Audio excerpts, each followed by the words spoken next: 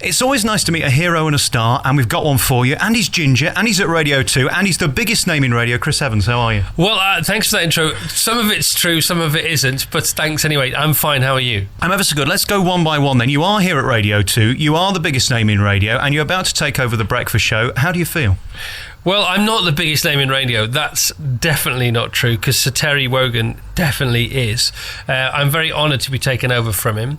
I'm very humbled by the whole situation, and I'm very focused, and I'm excited, and I will be nervous, but I'm not nervous yet. Let's face it, there was only you and Jonathan Ross who could have taken over from Terry Wogan, because there aren't that many big names in radio anymore. I mean, there's Tony Blackburn, I suppose. He was up for it. Was he? Well, not that I heard of. There are lots of big names in radio, but it's just about being in the right place at the right time. The timing of taking over from a guy who's been on his show on and off for nearly 30 years, you just have to be at the right place at the right time, and thank heaven I was. You can't plan this. It's impossible to plan. To be sort of 43 years old when the guy you're taking over from was 37 years old when he started, and to have then had 4 years of practicing on the station and becoming part of the family, and then conveniently being here for when the Knight of the Realm, that is Mr. Wogan, decides to step aside. That's the stellar alignment of unparalleled consequence as far as my career is concerned, and I'm happy to get on my knees now and say thank you again. It seems like everything happens for a reason in life, and you have ups and downs. Radio 1 was a high for you, TFI Friday was definitely a high for you, then it all seemed to kind of go down, and you're back at the top again. Do you think you have to come down to go back up? No, you definitely don't have to come down to go back up. And I don't advise it for 1 second. It takes years off your life. It sends your hair white instead of Titian, red, ginger, auburn, call it what you like. But I had to, a lot of people have this hiatus in the middle of their career because you plan for a lot of things. You work really hard, but you don't plan for what happens when you win. When you get the trophy, when you raise it aloft, you don't really know what to do next. And what you should do is just carry on doing what you've done. But it feels like an end of some sort, and so you look for a new beginning or the next chapter, and it's not. It's about carrying on doing what you're doing and sowing seeds for next season.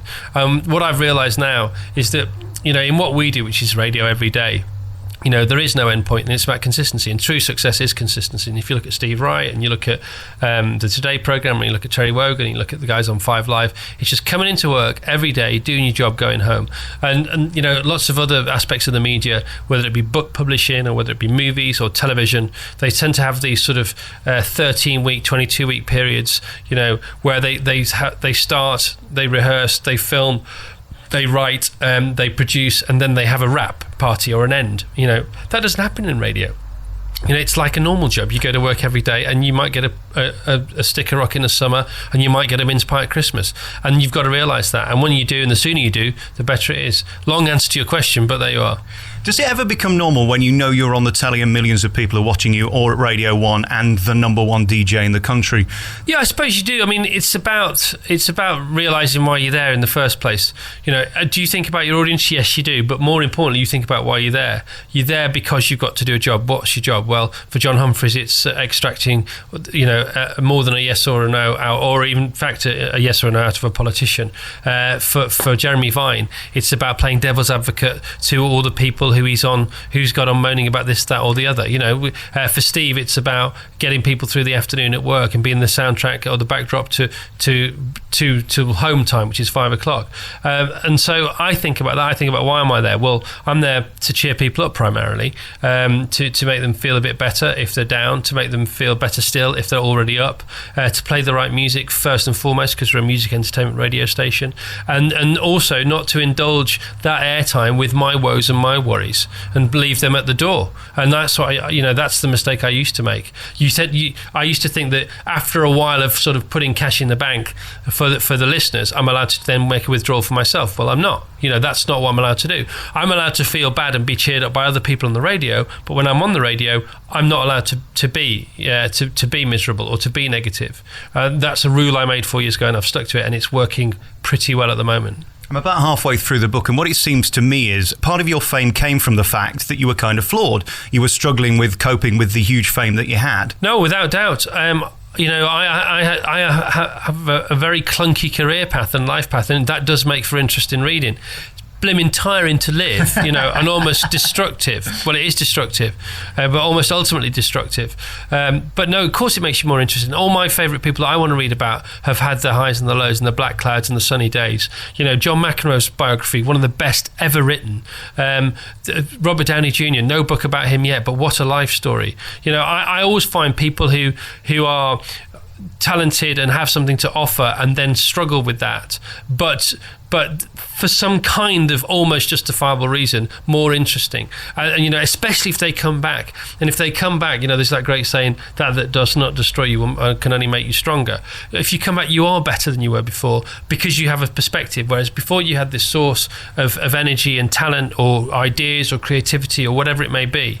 But now you have that, and then also you have a perspective for what to do with it, how to make it more useful. So you are the puppet and you're the puppeteer, and hopefully you're making something that will leave people, in a better mood than when they joined you, but also without taking anything away from them. It's a positive, creative, additional sense of having been entertained than a dirty one that leaves you ultimately, feeling a little bit less of a human being inside. There's two things I've learned from the book. It seems to me the more creative you are, the more disciplined you have to be. And secondly, as much as being a great talent and entertainer, you've got to be a brilliant businessman, because you're both, aren't you? No, I'm a terrible businessman. I'm an awful businessman. If I was a good businessman, I'd still have most of the money that I once did, and I don't have that. And it's not because I've spent it, it's because it's just disappeared. So no, I'm not a good businessman. I was driven by a desire to do what I loved, which caused me to borrow £85 million from a bank, which then I did at the right time, which consequently meant that I could turn that into over £200 million. But that, even though it was business, it wasn't a business decision. It was a creative, instinctive decision made by my absolute driven ambition to get back on the radio. I wouldn't have done that for a business decision. If I had done, or if it had been a money-minded sort of decision, I wouldn't have taken it. I didn't care. If I lost £85 million, it was worth it to have a chance at getting back on the radio. So no, I'm a terrible businessman. I mean, I'm done all right. I know, we're okay for a loaf of bread and a can of beans, but no, don't follow my business pattern whatsoever. Whatever you do. What bothers you more, losing all that money or having Carol McGiffin on the TV talking about you on Loose Women every day? Well, I don't know if she does talk about me every day, because I only ever see it when it's on in the gym, which is the same gym she goes to, by the way, which is a bit spooky. But at least if she's on the telly, I know she's probably not going to be in the gym. However, they do pre-record some of those, so that worries me from time to time. But we have the sound down, so I don't actually know what she's talking about. But I can imagine what her voice sounds like, having heard it for a few years. Now, it doesn't annoy me at all. Carol does what she likes, and she gives some enjoyment to some people, and that's fine by me. Can I ask you some silly questions? What's your greatest achievement? What are you most proud of? Having a son and a daughter and a wife and a great little dog called Beth. So you'd give up all of this for that? Always. Of course. Yeah, this is still only work. Do you think you'd have said that 10 years ago? Yeah, if I'd have been in the same situation, yeah, I would have done, but I wasn't. So the question wouldn't have been.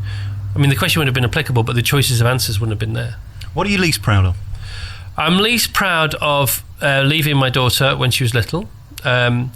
And I'm also least proud of something else which I thought of this morning, which was going to court, taking Virgin Radio to court, or SMG to court, which was a really big kid throwing his toys out of the pram, and I should have just left quietly, having done all right, instead of saying I want more. And of course, we've got to talk about the guests that you've interviewed, because at the point when you were doing TFI Friday, everybody wanted to come on your show. Who did you enjoy interviewing the most? Well, there were so many of them. They all sort of paled. There were 3 a week for 5 years, or sometimes more. I remember Paul McCartney very well. I remember Howard Stern very well. I remember Rod Stewart very well. I remember Posh quite well. I remember P. Diddy quite well.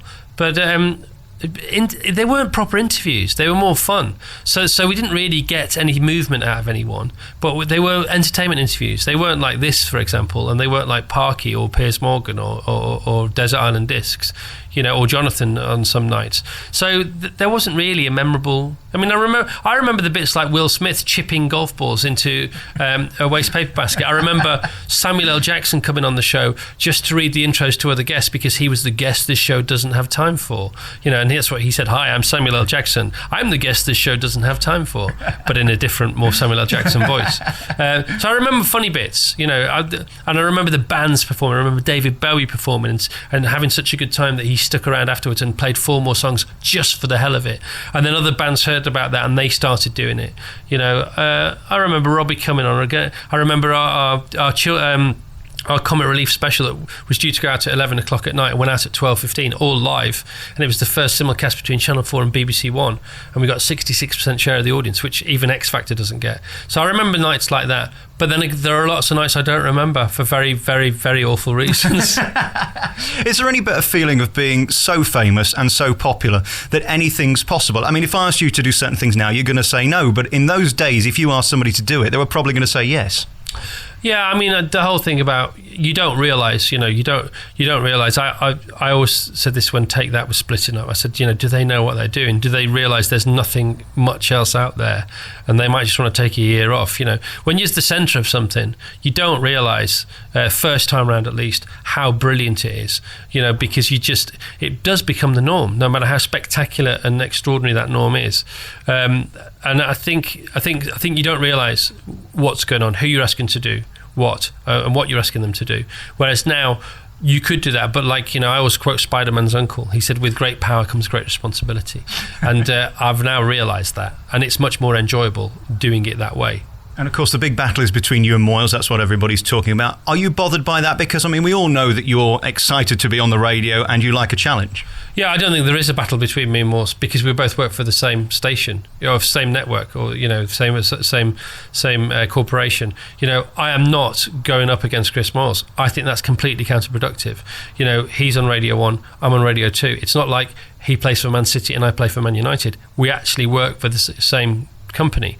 So no, there is no battle between me and Chris Moyles as far as I'm concerned, and that's not me copping out. That's me seriously thinking about what I have to do in January. Good luck to Chris, good luck to whoever takes over from him, and as far as I'm concerned, I've got to look after Terry's audience. I've got to grow that audience if I can. I've got to keep the demographic as wide as possible.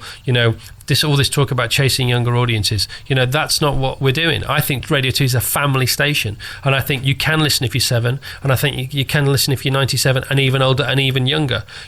I think we're chasing a very broad audience, but we're not chasing a younger audience. My average listener is 51 years old. Terry's is 53. That's not a young audience. It's not an old audience. So I'm quite focused on what I've got to do, and I can't wait to do it. I'm getting excited about it now. I will be nervous on the first morning, but I'm all right at the moment. I bet you're already thinking about stuff to do. What's interesting about listening to your show now is how warm and friendly you are. Radio's definitely changed since your day, hasn't it? Yeah, it has changed, but lots of things have changed, and I think it's changed across the board. I think the independent sector's changed. It's had to become more targeted. It's got to deliver a certain demographic. It's got to be more specific in what its stations do. Groups of stations have to deliver a similar product so they can be more attractive to advertisers. As far as BBC Radio is concerned, we've come full circle, and I was at the beginning and the end for different reasons, and I think it's better. We've been brought back on side. We have to be more responsible. We have to be more culpable. And we have to be more creative, I think, which is weird because a lot of people are saying, all these guidelines, be less creative. No, you've got to be more creative to be as entertaining, and you can do it in loads of different ways. And if you can be entertaining without offending people, that's got to be the best way to do it. And things that are risque or close to the knuckle, they're not more entertaining, they're just a bit more shocking. But at some point, the shocking factor has to be replaced by entertainment. And if you get into the habit of shocking, you go down the shocking route. And the next shock has to be more shocking than the first one. And where are you going to end up? Well, you're probably going to end up in Dante's Inferno, one would imagine. Whereas if you get into the habit of just being good and being colourful and making great movies on the radio, Steven Spielberg never offended anyone. And he's doing all right. Let's go down that. Let's go to his school. You've had an amazing life, and it continues to get better and better and better. To bring this whole thing full circle, have you ever been in a better place, even when you're at your height and everything was going brilliantly? Is it as good as now? Never, ever been in a better place than right now talking to you. I'm not joking. Life does not get any better than this. Well, and if it does, I don't want it. Can it get any better than this? Is that possible? I don't believe it. I was thrilled when I got a job on the Big Breakfast. I was thrilled when I got a job in 1985 as a warm-up DJ on the Oxford Roadshow in Manchester when Peter Powell did it, and then Timmy Mallet did it after him. I was thrilled to host Live 8. I was thrilled to do TFI Friday, and I was thrilled to go be hit on Noel's house party as his NTV victim one Saturday afternoon, and I was thrilled to earn my first £1 million, and I was thrilled to buy my first posh car, and I was thrilled to do all those things, but none of those, even added together, make me feel like I do now, which is amazing. Is there anything more humbling than being called daddy? Granddaddy, maybe. All right, listen, congratulations on being you. Thank you for the memories, and good luck with this new breakfast show. I'm sure everybody's going to be there, and all this nonsense in the papers. Do you even read it? Oh, of course. No, you got to read what they're saying. It's very important. You got to be informed. But not. It's not all nonsense, But there's an inconvenient truth at the heart of it, which is the fact we're not chasing young audiences. We already deliver a post 50 demographic, and the whole Moores Evans thing. You're not interested. Thanks very much. Final question. This is where you're going to walk out, and please don't. I don't mean it with any kind of disdain, but are you going to work Fridays? Of course I'm going to work Fridays. If I told you what... There was a conversation about Fridays, but the conversation was, should I do 2 shows on a Friday instead of just the one? Because I wanted to do the All Request Friday as well.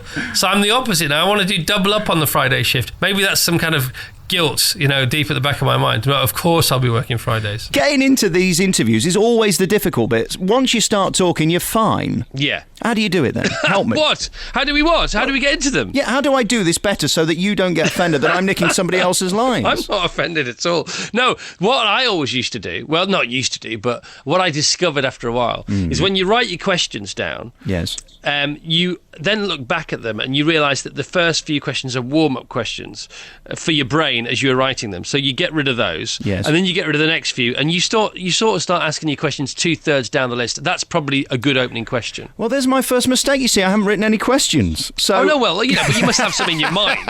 So you basically you don't warm up. You just get straight in there, I'd say. Well, it's kind of disarming people as well, because it's always a bit tricky. People think that you're going to like me and I'm going to like you, but that's not necessarily the case, is it? No, I don't think that necessarily. But you'll come at the interview from a different tack, and that'll be fine. I don't mind. See, the problem is if you give somebody the chance to, if you give them a settler. So some TV producers will say, let's give them a settler question. But the point is, if they don't want you to ask them a question, well, any more questions, if you give them a settler question, it could be your last question of a 7-minute interview if they then choose to talk for 7 minutes. So get rid of the settler question. Just get in there. You still are on the most listened to radio show in the country. Congratulations. Thank you so much. Yeah, I heard that was the case. Well, when we last spoke, that wasn't necessarily going to be the case, because you took over from a man called, Terry Wogan. Oh, yeah. And everybody said nobody would listen to you, yet they've stayed. Is it that old adage that once you've left the car park, they've forgotten your name? No, I mean, the thing is, it's about being on radio too, and it's about the fact that we have this great sort of... I don't know, we have is it an army, is it an arsenal of we've got a huge transmitter, literally. I'm not, just bragging on our birthday. Yeah, but we have got this huge transmitter, we've got a quality signal, we've got quality output. And so, you're going to get an acquired backstory of listenership. So I actually thought the listeners would drop off when I took over from Terry, then stabilise, then hopefully go up. But it obviously, as we know now, that's not what happened. They jumped by 1.5 million or whatever it was. When I read your first book, we're going to get onto your second book, which is the reason you're talking to me. I mean, you're not wasting your time for nothing. Memoirs of a Fruitcake is out now by Chris Evans. The one word that sums up your first book was tenacity. You just didn't stop, did you, until you got where you wanted? Yeah, but it was enjoyable. Tenacity. The thing was, I wasn't doing it as a means to an end. I was doing it because it was a brilliant journey, and it was hard work, not in the sense of a soldier or a nurse or anything like that, but it was long hours, but I loved every second of it, and I learned something new every hour. Every minute almost. And I'm still learning today. I from this morning's show, I always take something. It's like, I watched that fantastic movie about Facebook yesterday, The Social Network. And, the guy who invented Facebook, for him, it was never about the money, and it still isn't. And he's the youngest billionaire in the world. For him, it's about the passion. And everything else comes if you stick to your passion. Of course, the mistake I made is that I then left my passion behind and tried to have this non-stop party, which was not one of my better ideas. I always think of you when I speak to bosses and say, I'm amazed how you go on air in the morning sounding like you're enjoying it. Isn't that the job? Well, it is the job. It's the job. It's the job. It's also knowing that you have a purpose, because a lot of people don't have a purpose and go to work because they've got to earn money, because they've got to look after themselves and their family. But for a while, you know, I always had a passion. My passion was trying to get a job on the radio or trying to get a job on the telly, because I loved all that when I was a kid. So it's like if somebody wanted to be a footballer or a racing driver or whatever it may have been. But then the fact that you have this thing, you get up and you love every second of it, is fine. And but it's not a put on, because you can't put on for that long. They say, you know, in radio finds you out because you're on so much. So you can't, on telly, or, you know, if you're in a movie or if you're writing a novel, you can create a character who does that particular job. And on radio, some people try and do that, and it doesn't work because there are too many hours. You have to end up, yourself will out, you know, especially if you're on for 3 hours every day, as you know. If they were sat in front of you, your listeners, your mind would explode. Comedians do big arenas, 30,000. You've got millions of them. Do you think about that, the number of people who are listening? No, but it does help, because it helps with the amount of traffic you get back when you say something. So the energy is everything, we know. Especially in this business. And so if I say something, you know, I'll get a lot of reaction back, whether it's on Twitter, whether it's on email, whether it's on text, you know, telephones. And that does help immensely. I mean, I listen to shows that don't have huge audiences, which are still good shows, and I can see the guys and selling their ideas, waiting for a reaction from the audience. So, you know, the hugeness of the audience definitely helps. Do I think about them as a whole? Yes. Do I think about my responsibility? Yes. But, you know, if I had one listener or 10 million listeners, the one listener would be as important as the 10 million, and because it has to be that way, otherwise it's not right. We're back with Chris Evans talking about his new book, Memoirs of a Fruitcake, and we were just talking about your responsibility, and we spoke about this last time, that you suddenly have a conscience about that. I think there was a period, certainly in this book, where you didn't necessarily have that worry about what you were saying on air and would say anything. Yeah, no, there's no doubt about it. You know, I ran out of ability to be on the radio, or for somebody who should be allowed to be on the radio, because I just thought it was a bane, thought it was some kind of almost not punishment, but, you know, some kind of burden to bear, being, you know, having to go on the radio every day. Well, you don't have to go on the radio every day. Go and do something else. Go and, you know, in fact, don't be on the radio, because you're actually not very good at it anymore, and you're saying things that nobody wants to hear. And so I completely took it for granted. That was the thing. I took it for granted, and then I abused it. You know, I didn't abuse it sort of consciously, but, you know, any kind of abuse is abuse, and that's what I did. Let me ask you that question about those around you and why they didn't rein you in. I mean, your mum, for example, is one of the most special people in your life. Did she ever say to you, here, Chris, just wind your neck in a bit? My mum has never commented on my career. No, to her, it's just, I don't know whether it's important or not, but it's definitely not a topic of conversation.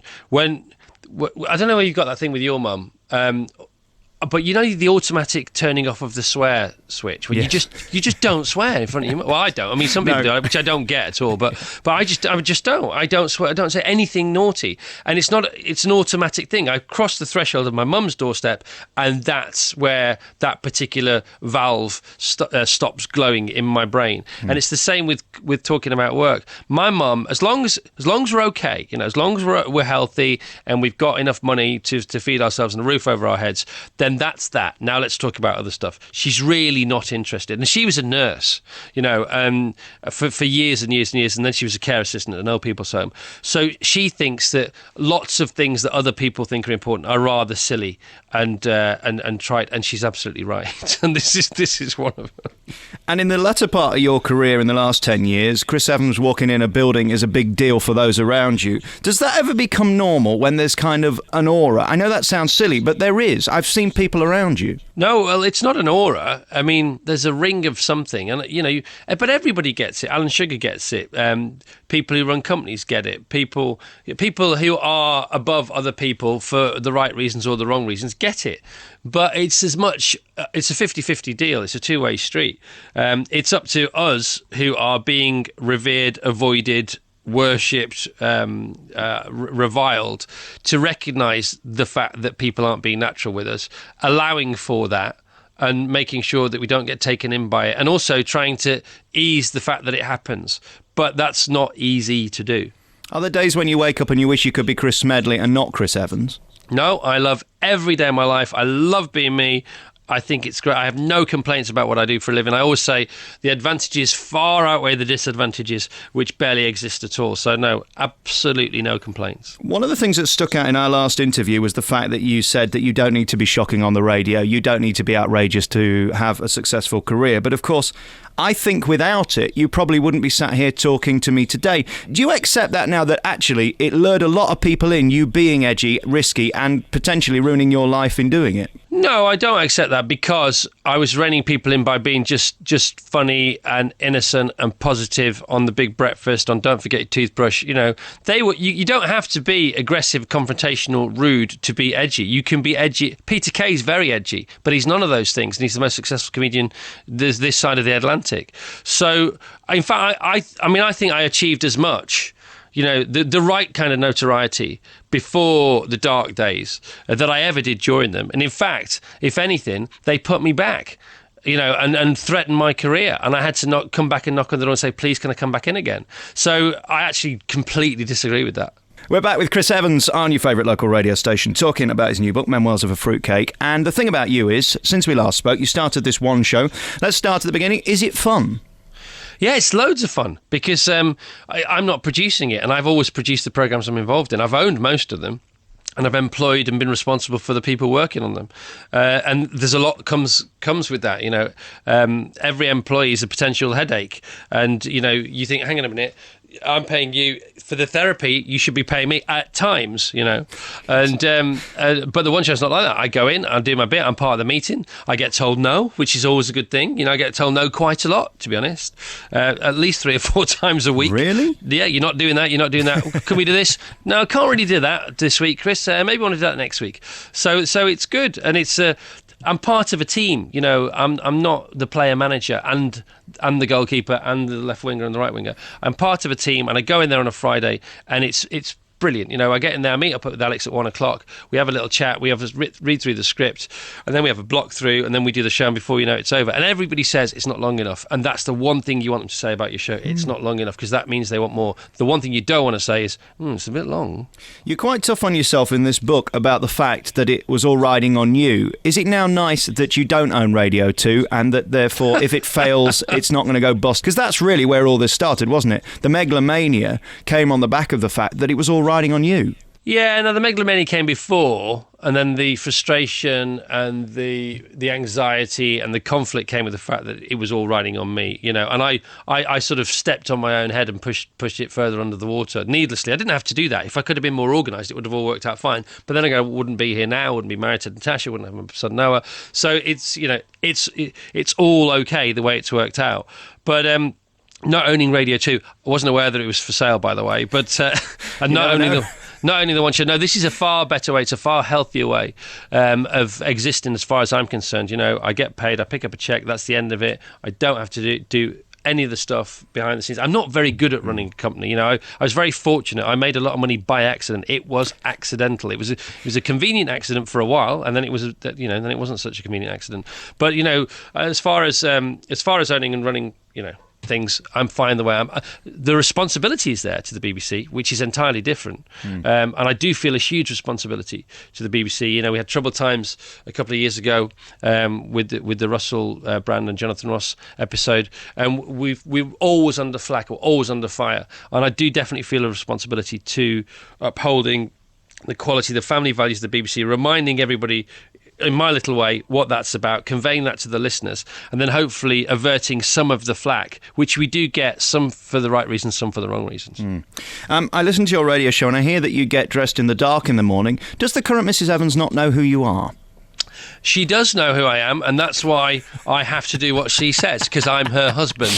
And she's now got this app on her phone. Yes. And if she's in a good mood, she will turn that on as a guiding light on the other side of the bedroom to get me to the door. But I've got one shot at that. So if she turns on the app that guides me to the door, and then I exit the bedroom and have to re-enter, I don't get the guiding light again. I get one shot and that's it. Some BBC stuff, the One Show. In terms of the future of that programme, do you think it's working as well with Alex and Jason as it is with Chris Evans and Alex?